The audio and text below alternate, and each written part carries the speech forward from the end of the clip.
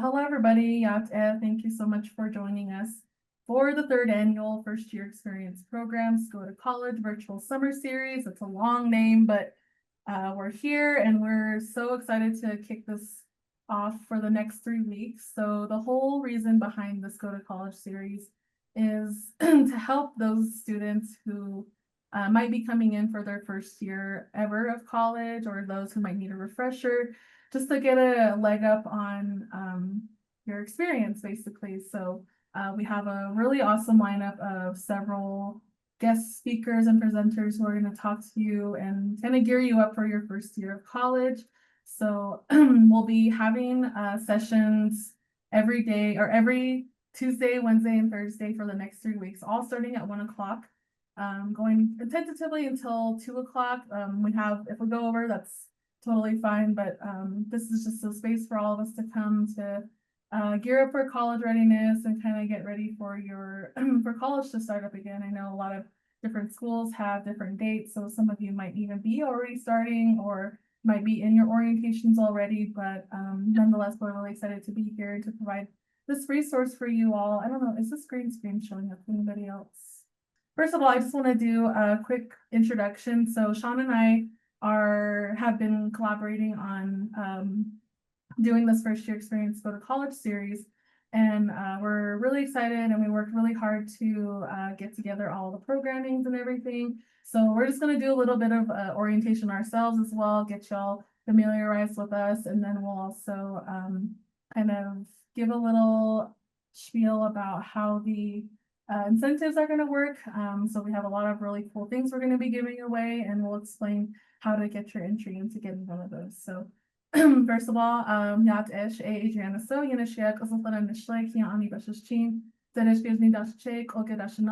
Hi everybody, my name is Adriana So, and I am Navajo, originally from Gallup, New Mexico, but I currently reside in Albuquerque, New Mexico.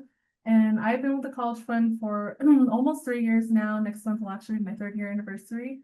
And I started off as a college success coach, so I might have worked with some of our college students and everything. And then I made the transition to our college access team, where we focus on high school college readiness programming and working with our 2 grant programs. So yeah, that's a little bit about me, and I still work with the First Year Experience space. Sean, go ahead and introduce yourself. Yes, hello, good afternoon. Thank you again, Adriana. I am Sean Batsui. Ja, deze Sean Batsui in de klas in de sle. Als je nou best zien, dat kan niet de snelle, de snelle.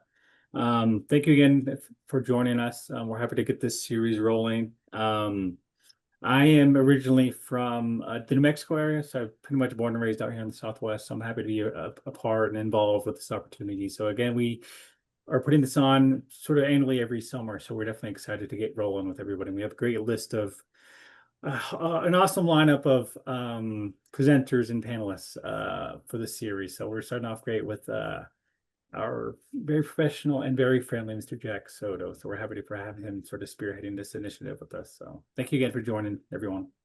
Awesome, thank you. So you might have seen this, and if you're not already, please follow us on our social medias at Native Pathways.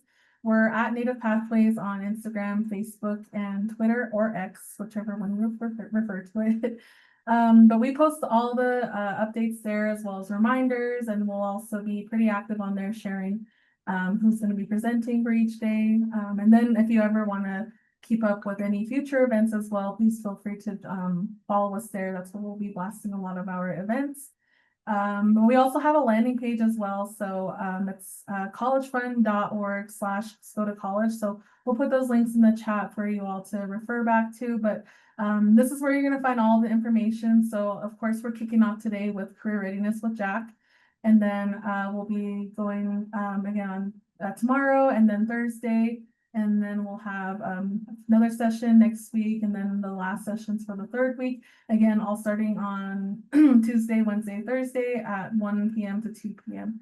So if you haven't had a chance to register just yet, please feel free to do so. Again, you can find all those registration links on our landing page. I believe somebody put it in the, oh, hi, Cassandra. So Sean, if you can you please put the link in the chat?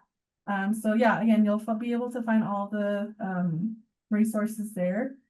And then what I'm sure a lot of you are excited for are the prizes. So we've been doing the same tier system for the past 2 years. So we like to do this just because it kind of motivates people to engage and to participate in the sessions. So we have a grand prize, which is the Lenovo laptop. So this is if you attend 4 or more sessions. And the big key item here is that you have to submit the event evaluations after each session, which we will post and we'll put it in the chat as well. So please, there's going to be different sessions on there. So like the week 1 session will be linking after Jack's done with his presentation. And that's where you'll select, I attended this session with Jack Soto, and then you'll answer the rest of the questions, submit, boom, that's your first ticket in, and you're already eligible to win one of the Amazon gift cards. So if you attend 2 sessions or more, you'll be entered to win the Beat Solo headphones. And then if you attend 3 sessions or more, you'll be entered to win an Amazon Fire tablet. And then the grand prize, if you attend 4 or more sessions, you'll be entered to win the student laptop. So yeah, again, please feel free, or please, you can find all this information on our website as well. And then also please be sure you're submitting the event evaluations, which again, we'll be posting after the sessions and everything. All right, so I'll go ahead and pass it over to Sean to introduce our first guest speaker. Yes, thank you, Adriana. Yes, as I said today, we have a great speaker in store for us today. Jack is in Navajo, the Blackstreet Wood People, Cisnogini, and Kokopah of the Mountain Lion Clan. He received his master's in organizational development and his bachelor's in political science in the School of Public Affairs at American University. He recently served as the senior program manager for career readiness and employment at the American Indian College Fund.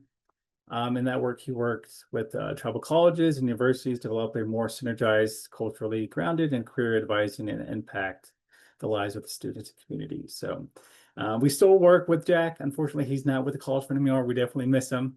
But we definitely, through opportunities like this and other future virtual opportunities, and I'm sure other webinars, we definitely look forward to continue working and keep our connection strong with Mr. Jack. So I think with that, we will pass it on to our presented speaker for today.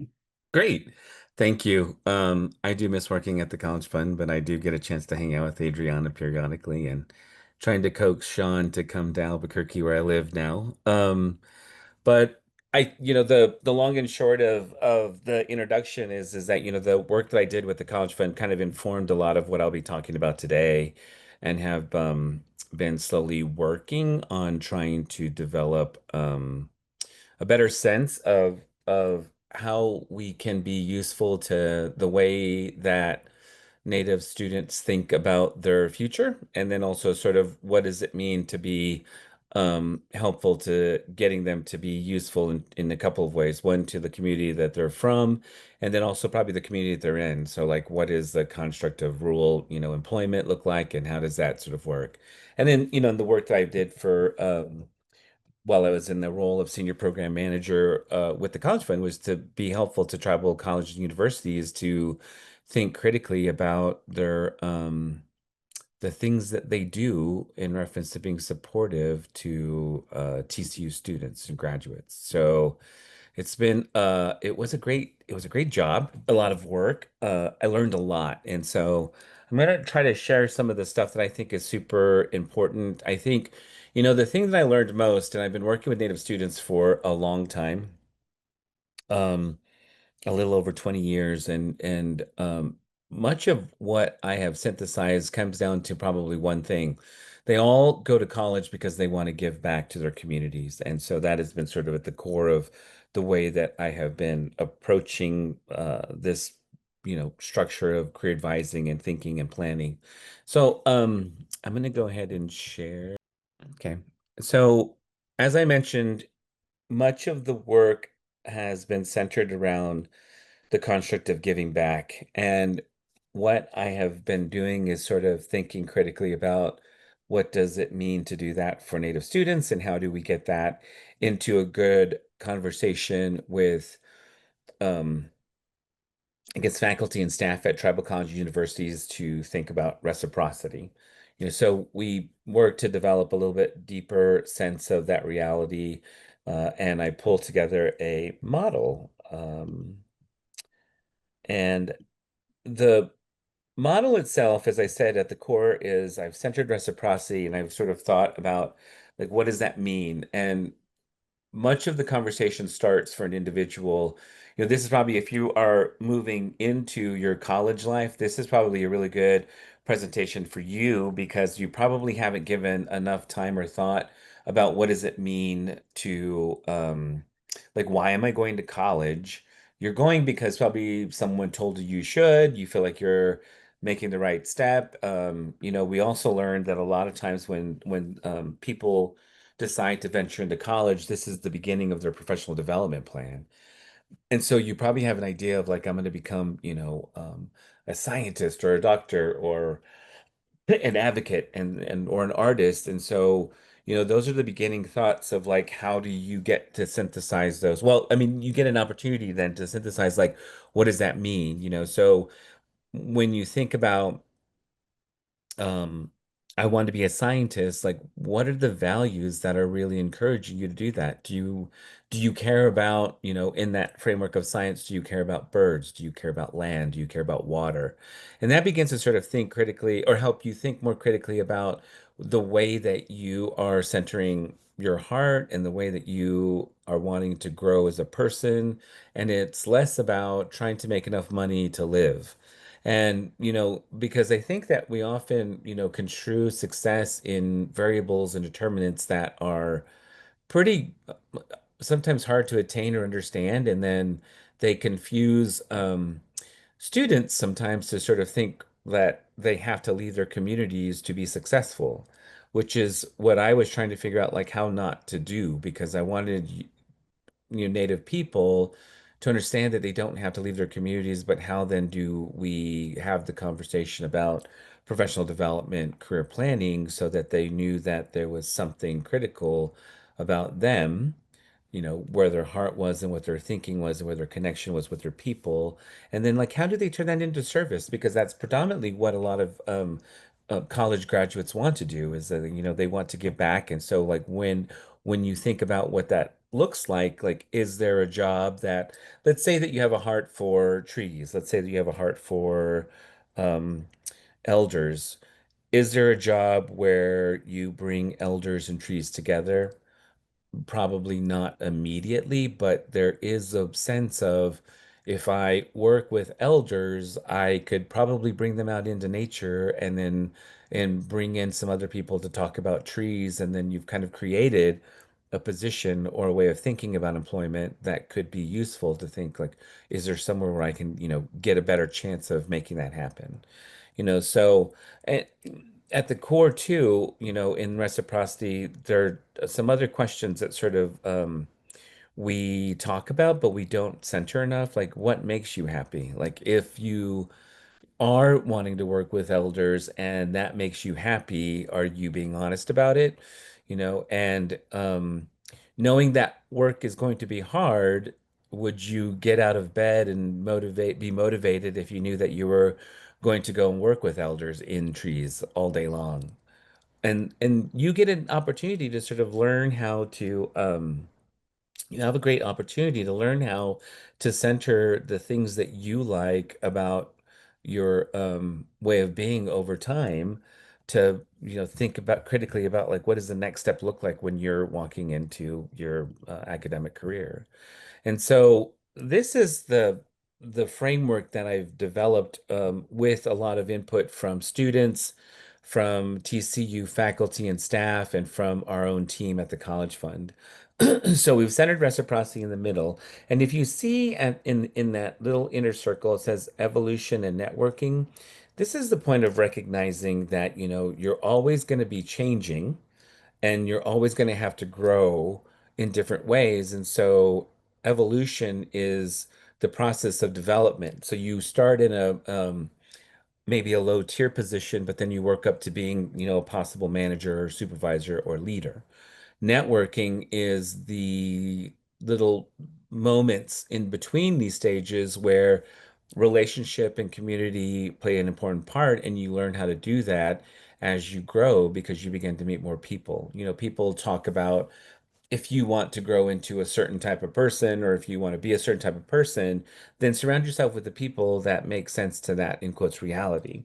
And that's kind of what that means. So you're kind of moving through this constant evolution of change and growth, and you're always wanting to bring in people and meet people and know people. So know that that's really at the heart of kind of, once you have your values and stuff, you begin to sort of surround yourself with community, and then you begin to change constantly. And then you'll see that I've put in there healing and letting go, healing and letting go.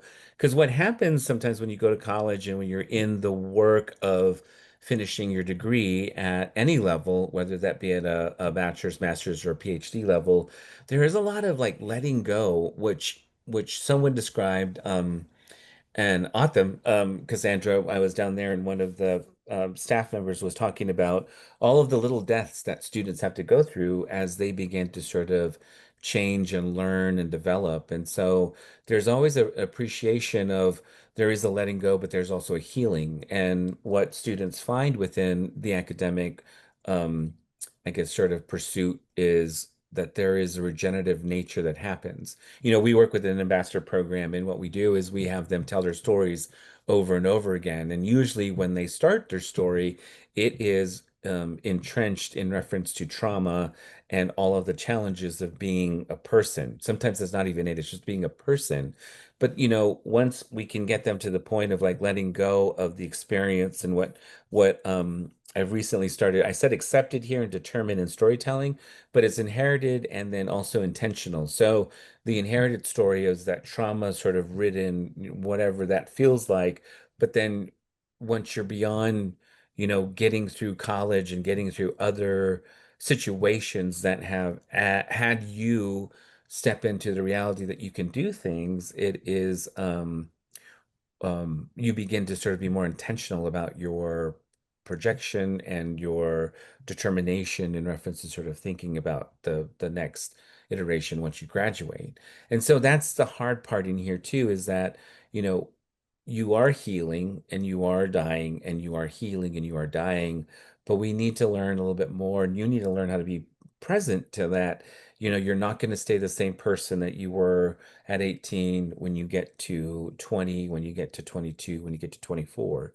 And there's always going to be an arc of change, and there'll always be resources and people, because if you look at the evolution, once you know that you're constantly in the change and that you have people and you have community and you're centering on your values, all of this begins to sort of, in quotes, make sense.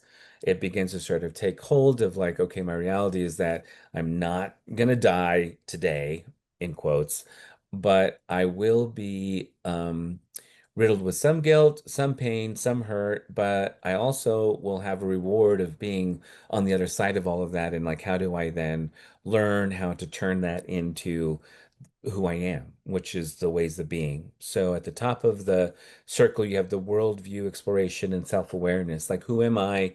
What is it that I believe in? So as a Navajo, I was in another meeting earlier and they're talking about the owl, the little projector, and I just said, yeah, because it's just one of those things that we don't like owls. So you just sort of like think critically about how do you show up as a person, but incorporate your cultural identity within that, because that's a good thing to do. And you need to be present about when you're giving back and you have a connection to trees or you have a connection to elders. Where does this sort of help you grow, and how do you own it so that it becomes a little bit more of who you are? Then you get to the storytelling space where, again, accepted, inherited, determined, which is intentional. Then you begin to sort of think about like, how do I tell my story through, a variety of different ways, but these are pragmatic to professional development. You're going to need to write a personal statement if you're going to go to grad school. You're always going to have a resume. Whether you like it or not, and whether it makes sense to you, you will always need one. And a cover letter will change over time depending on your job that you're applying for. And then getting down to the elevator speech, you should always be able, not to necessarily brag, but to be able to talk about who you are. One of my favorite students, I ran an internship program years ago, and she now is one of the leaders for the state of Alaska, and she got in front of a group of, close to 500 students and talked a little bit about when you're telling your story and communicating to people about yourself, if it feels like bragging, then you probably are. And however, we as people in leadership roles or people who can be helpful need you to tell us who you are and need you to tell us what your skill sets are or what you want to grow so that we can begin to connect you to the things that make sense to that growth. And again, this is what storytelling needs to be, is trying to figure out to make it less about talking about yourself in a way that makes you feel weird and gross, but talking about yourself that makes you feel you know, empowered, happy, and, like you are in a place of confidence. And that gets us to the relationality space, which is putting yourself into situations that actually cause growth. So getting out and, we talk about leaving your communities, going to college, and um, getting a job that is nowhere near family. Like all of those things are growth factors, but should be implemented with, some really sense of I know where I need to change. I know what I want to learn about myself. I know that there are things that are going to be difficult, but stepping into that just so you can build kind of the skin around you. Um, because it's not necessarily that you're trying to get ready for the workforce, but you're trying to help build a container around you so that you know who you are and you know what you can offer to the world at large. And that's the point of confidence in a different way, because it's not about like I'm building a heart to be able to do things. It's more about like, ooh, my heart is this way, and this is why I know I want to do that. And if you can hear the difference in that change, that modulation, it's kind of good. But then you get to the ways of knowing, which are where you begin to synthesize some approach to what you want to give back. You're learning a little bit more how to practice the giving back. And so it's about knowledge sharing and mentoring. And it's not about like actual sort of like getting into the weeds with I'm empowered enough to be helpful. It's more along the lines of, hey, I was where you were just a few minutes ago and I want to bring you with me. And then you begin to work with your community and say like, oh, this is where I just was over here learning about water. Maybe we can get together and have a conversation about what does this look like to do more exchange and more growth. I mean, and that always happens at various levels because you will always be wanting to mentor and you'll always be wanting to knowledge share at every level. So this isn't just about, at a beginning. It's always going to be at the point of this space actually is put into practice and play all the time as you begin to grow as a professional. So know that the ways of knowing is always going to be tested or put into a larger framework. So for you to um, do over and over again throughout your career. And then you start all over. So then getting to the beginning of the reciprocity, opening up the understanding of interdependence, the act of formalized agency. So I've used some big words here. The understanding of interdependence means like community, how you fit into the world, how you fit into other people, how you fit into nature, how you fit into just sort of like that space of your reality. And then formal agency is just that. What is your reality? And do you feel confident, capable of being in that space? And if not, then, where does your heart need to grow? Where does your heart need to land? What is it that you need to sort of like take into perspective? The way that I have formalized this for practice is to think about these are the first question always is like, what do you want to give back to the world? Everyone always has a sense of their being and saying that they can move in direction to be helpful to the world for sure. That's understood kind of broadly. Then you get back to your community. Everyone's like, well, they either have our community needs to change because nobody's in leadership and the world's falling apart back home. Or like I really feel like I have a love and appreciation for trees. We don't have enough trees. I want to be helpful to that because I think growing trees with my community is helpful and can be useful for health reasons. But then giving back to yourself always is a hard one because it's like no one has ever given you an opportunity to pause a little bit to think about what is it that I want out of all of this. And and then it feels selfish and it feels a little awkward because then it feels like you're putting yourself above others, which in some sense you are, but it's also you need to be highly aware of who you are and what your skill sets are and what you're capable of to be able to give back to your community. And that's the reason why, like, when you're thinking about give back to your community, it's like there's something about the way that you approach that conversation. And that's usually the beginning of sort of delving into all of the rest of the action to propel you forward into thinking about employment. The next step is sort of testing that ways of being. So now that you have your sort of reciprocity narrative sort of draft out a little bit, you can begin to open up, and be more honest with yourself about who you are. What are my main interests? I love water, I love skating, I love ice cream. Put that into a framework, begin to think about how it plays out for, just how does it make you feel inside? Then, when you begin to sort of think about the feeling of inside, you begin to sort of put those into value statements. I feel like giving back to elders is important because it is teaching me how to be respectful, and I'm honoring, my family in this way. And it begins to sort of fill out. I love ice cream, and I feel like I need to learn how to make ice cream because ice cream is the point of happiness for so many people.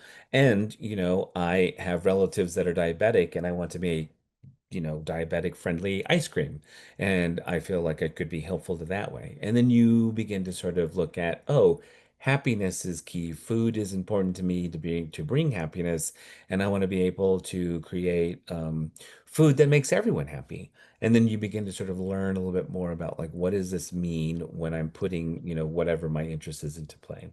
And then here are some, basic questions to sort of run through and think about as you work to answer those two questions. What are my main interests, or what are my main values? Move on.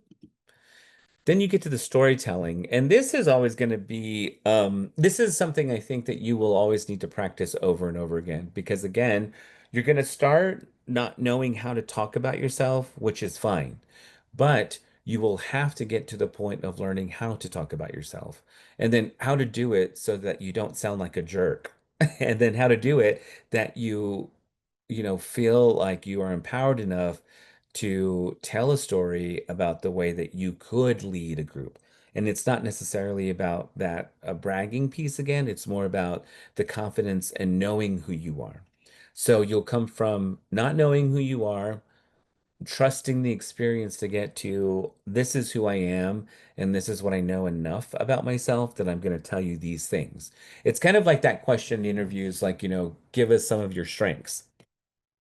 I I like to be on time to work, whatever that may mean. Give us some of your weaknesses. I hate working. But then, like, learning a little bit more about, like, what does working mean, so that you can sort of fill in the blanks for them when you respond to, well, the part I love about work is this, and the part that I don't like about work is this. And I know that I'm working on, time management, because I don't necessarily feel like I'm always on time, but I also feel like, in projects, sometimes I get lost in the weeds because I'm an overthinker, and I feel like I need to be guided in some way. So I do work on trying to figure that out, and again, you're being honest to yourself, but you're also giving information about, like, how does the world support you through this? And the thing that I think is really important here is to get from that, the inherited trauma story to the determined, empowered, intentional story, so that you're able and capable of sharing things about yourself that don't get entrenched in and lost in the ideal of bragging or the ideal of oversharing. So what is the story I'm telling? And do people need to hear it, or do they want to hear it? Maybe, but maybe not. And then you get to the point of, like, what is the story I want to tell? It was hard to this point. I went to college, I learned how to do this, and now I'm here, and I'm looking to you to be helpful for my further growth. As opposed to, I am constantly in trauma, and I have a hard time living in the world that I'm in because I don't have someone guiding me directly to do all the steps. So if you can sort of figure out like how to negotiate what that energy looks like, and being present, journaling in this space is really helpful. And at the top here, I've written, shift self-narrative for accepted one to determined one. But we also have like ways of practicing. You can write a personal statement, have people read it. You can do your elevator pitch, work it over and over again. Resumes are always going to need to be changed in this space because you're going to have one skill set and then you're going to grow a new skill set and you're going to get a different job. It's going to want you to do a different thing. And each time you're getting and building upon not just the energy of I know who I know my stuff. It's more along the lines of these are the things that I know how to do. And I can do them well or I can do them well enough. And then it gives the opportunity for you to be able to share a little bit more of the story that you are and the stories that you carry. Um, and then cover letters will always change and always be a practice. And then, we had years ago Pathways in Connect, which is a tool that I think most of you have used. But you can go in there and also sort of practice and learn how other people tell their stories. You can go into Connect and sort of work with Flash mentors to have some of the, capacity to sort of do some talking and sharing. But I also feel like I hadn't written in here, but journaling would be a good tool here for when you're thinking about how to grow in this space. And then relationality. And this is the pragmatic space of just doing like an internship. Um, Actually, kind of even thinking about job shadowing, thinking about how do you learn about other positions and work, and what could be helpful for you to think critically about what it is that you need to grow in. I'll plug this because I mean, I know that this still happens. We have a student professional development grant, and this is the funding that could be useful for you to do that type of work where you get funded and then you get to do a project. And the project is not necessarily the goal. It's more about like you doing the project and you learning like, what did you learn from doing that project and was it helpful? And is it going to get you to the point of like knowing what you're going to do after school? After college, and then and in here, you begin to sort of think critically about your own skills. What do you know about yourself? And then what do you want to understand so that you can begin to sort of develop a professional development plan of growth? I funded one student and he wanted to work with a couple of different clubs to put on a fashion show. And I was like, that sounds great, but that doesn't really motivate me to give you money. And so as we were talking, he finally shared, he's like, oh, I want to own my own event planning company once I graduate from school in Navajo. And I'm like, oh, well, I mean, that sounds pretty cool. I said, do you think that this would help you grow? And he's like, well, I've never done an event like this before. He goes, actually, I've never put on an event. And I'm like, oh, well, if you want to be an event planner, I think it would be great if you did something like this. And he was like, yeah, it would be. And so then when he changed his perspective of like what he was doing, and then he got into the weeds with doing it, and then I funded him, to grow to be an event planner, he called me and said he wanted to quit. And I was like, well, why? And I didn't talk him out of it, but I was just sort of let him sort of work through the language. And he was just like, oh, I feel like I'm going to keep going. And I'm like, I think you can do whatever you want. But he did keep going. And then at the end of it, he came back to me and said, the thing I learned is that I don't like working with people and they're hard. But I also know that if I want to be successful as an event planner, I'm going to have to learn how to do that. And so I'm learning how to do this. I'm doing this professional development, plan here, and I'm going to grow here. My advisor was awesome. And, there were some people that came forward and were helpful. And I've learned a little bit more about like how to get people to be more motivated to show up. And I didn't have that skill set before. And that was the thing is that he took the knowledge that he had from that space and learned how to apply it to a growth plan instead of nobody helped me and it was worthless. Because it was an amazing event and the faculty member talked about how important and how he watched this individual step into the role of growth. And that's pretty much what he was referring to as leadership. So let's go to the next slide. Ways of knowing. So now, after you do something like an internship or a informational interview or job shadowing, you begin to understand a little bit more of what it is that you can share. and what you learned. And you should always, in the heart and the spirit of reciprocity, be taking your knowledge and moving it forward in some way, whether that be to your nieces and nephews, or whether that be to your brothers and sisters, even if it's to your grandma and grandpa. There should be something in there that you're always trying to nurture about yourself, that you begin to sort of feel like is a nugget of truth. Move beyond hope and into the space of like, this is my confidence space, and this is what I know about myself, and this is what I'm not going to, in quotes, protect, but I'm going to let forward to grow and shine and be critiqued and, put into practice to sort of learn how to grow as a professional. I don't want to say that you'll be a leader, but I definitely think that once you begin to know, once you begin to sort of center the reality that you've learned something, and then you start to share it, like something very powerful happens to you and to the world around you. So know that this is a part of that reciprocity, and this is the way that you engage with it, and you move it forward. Yeah. And I use the term manipulate education here because I feel like um, what happens most of the time is that we get so entrenched in the way that the academy tells us how to perform that we forget that that's not always true. And this becomes the point of success. Like if you are successful and you have to leave your community, if you are successful and you don't have a job in your community, these begin to sort of like create very weird things about yourself and the way you think about yourself. So know that you need to manipulate what you're learning in the academy. Um, and finding, hope and love and compassion and empathy in community members, and building community, whether that is a group of students who may be in the middle of, Minneapolis or Dallas or whatever, like being able to find a way to find yourself back in, a space of reciprocity. Okay, so then a reflect and repeat thoughts. I'm going to stop sharing for a minute, and I am realizing I have about 15 minutes. So are there any questions? I know that there was a comment in the chat. Does anybody want to say anything?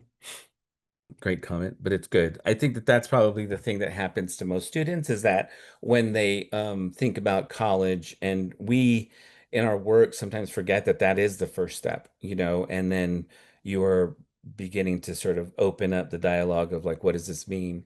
And I think 'cause sometimes in the first year, and you're going to have that in the next presentation, but in the first year, usually what happens is that exploration of interest and exploration of values, and how do you sort of give it language to be useful, sort of to know like where you're going to progress. Because a lot of times students come in and they're like, I'm going to become, I don't know where you're headed in reference to your environmental studies. But I do know that food might be important in there, but then you'll learn like, oh, food is important to environmental studies this way, and I might want to go into regenerative ag, and you'll find that pathway. So know that first year is kind of like that interest and values exploration. Okay, with that, I'm going to move into I have another resource that I created, and Adriana will share with you all. Let me see if I can go back to sharing again. Okay, I don't know why it's not going to full screen, but that's fine. So what I did is I went back and sort of used AI. I'm going to be open about that because I don't feel like AI is bad, but it can be better for sure. But what I did is I took some of the language from a couple of different places within the work that I've been doing for a number of years, and I plugged it into this framework to see if it could help me generate, reflective questions and ways of sort of approaching how to enact and engage so that you are learning a little bit more about who you are and what it means as you begin to practice like all of these little spaces and dig deeper in. So module one is the foundation of self, ways of being, just sort of like looking and asking some basic questions, and then offers you a couple of ideas about how to move forward. One thing too is like everybody who becomes a scholarship recipient at the College Fund is asked to do two things. I believe it's still true, is to create a Focus 2 account and then also go into Connect to create a profile. Focus 2 is an assessment tool. They have a career assessment tool. They have work interest and a personality assessment. You should complete both of those, and that gives you a lot of information about, in quotes, who you are and like what your course of study is. And it offers you a myriad of ways of thinking about the next steps and thinking about professional development within the tool. And once you're in there, for the most part, I think it's pretty self-explanatory, but you'll complete the inventories and then you'll move into an exploration piece and it will create your profile and then it'll match you to different positions or work. So let's say that you do create your profile, you go in and do the assessments, and then you want to learn if you're going to be a good, scientist or a forester. You can go in and click on forester. It'll give you a profile of like, what does a day in the life look like? What does a forester do?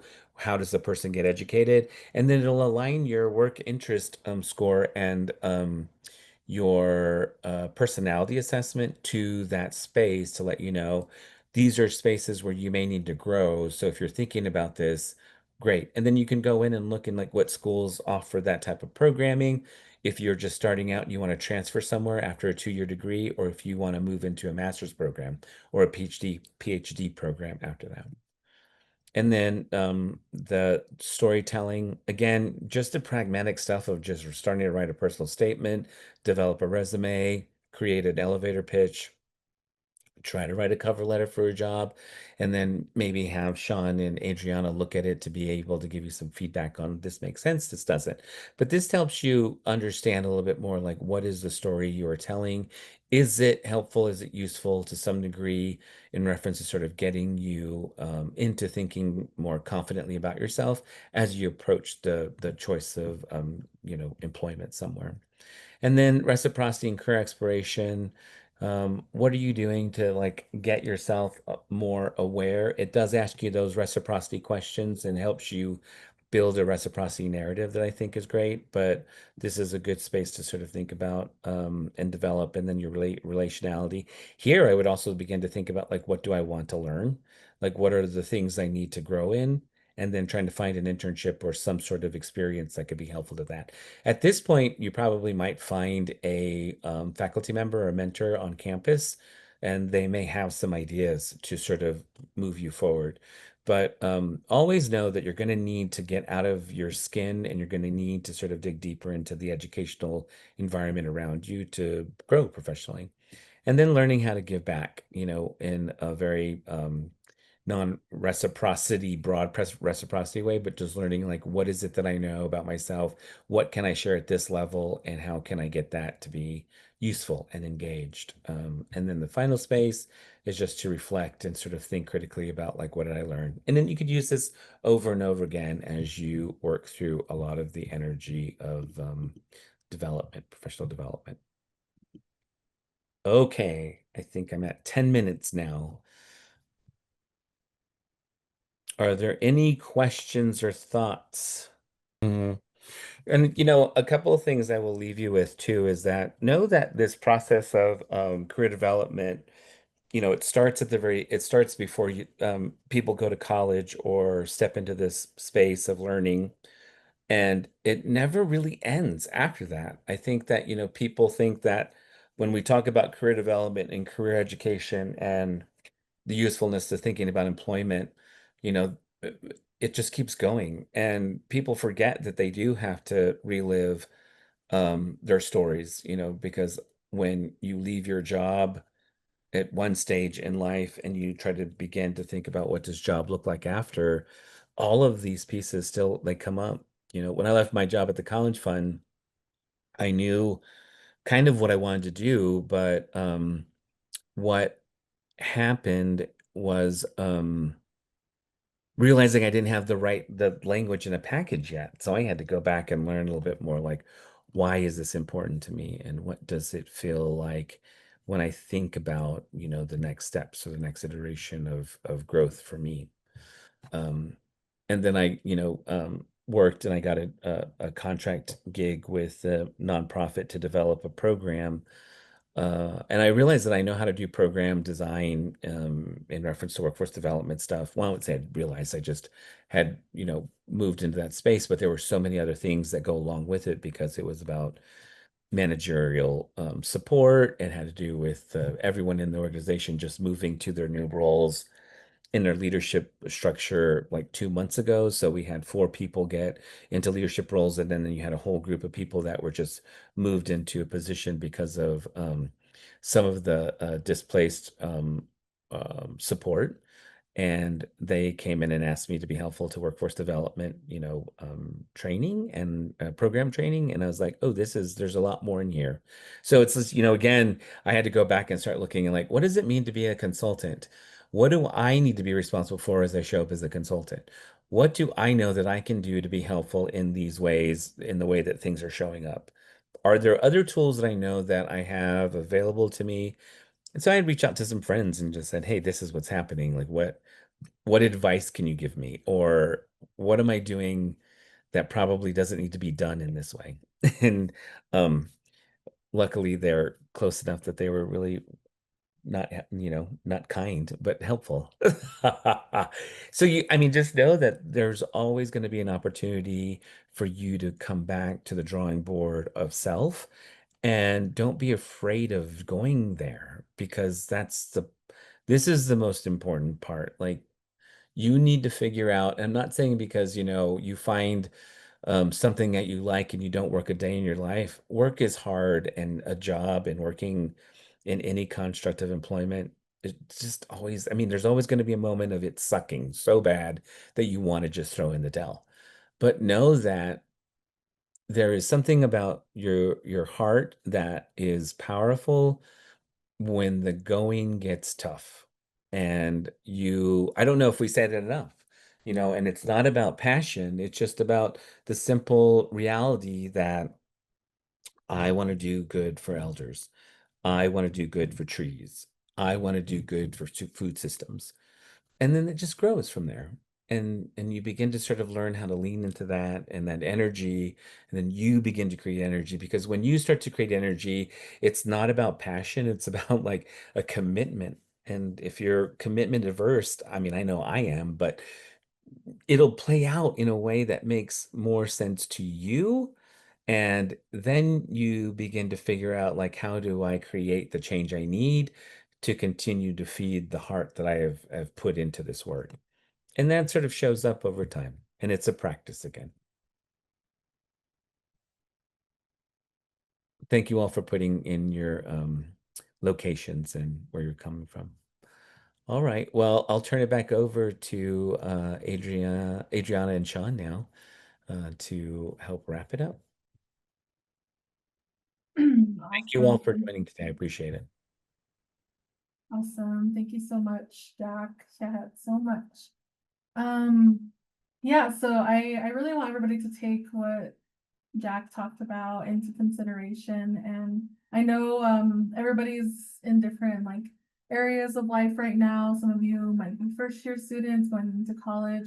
Some of you might be staff. Some of you might be family members of students, or whatever you are. It's important to know that it is definitely a journey and a half to get to the point where you want to be. And sometimes you might not get the job you are going to school for immediately. But I think some of those small jobs that we do also teach you a lot of those skill sets that you can utilize in life in general. So I know, as you go through college, you might pick up a bunch of odd jobs and everything. I know I had my fair share of odd jobs, but it taught me how to talk to people and how to have people skills. So, but yes, thank you so much, Jack. Thank you so much for taking time to talk about career services and share your insights. And I will be sharing that workbook with everybody as well. So Jack sent me the link, so I'll send that out. And then I'll also put a copy in our newsletter that's coming out again next week.